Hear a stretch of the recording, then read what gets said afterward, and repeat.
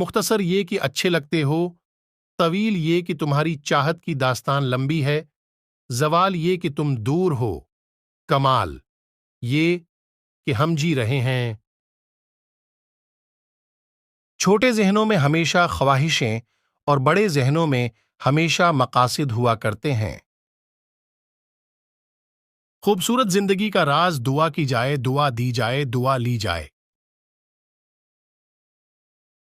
وقت، موسم اور لوگ سب کی ایک سی فطرت ہوتی ہے، کب کون کہاں بدل جائے پتہ ہی نہیں چلتا۔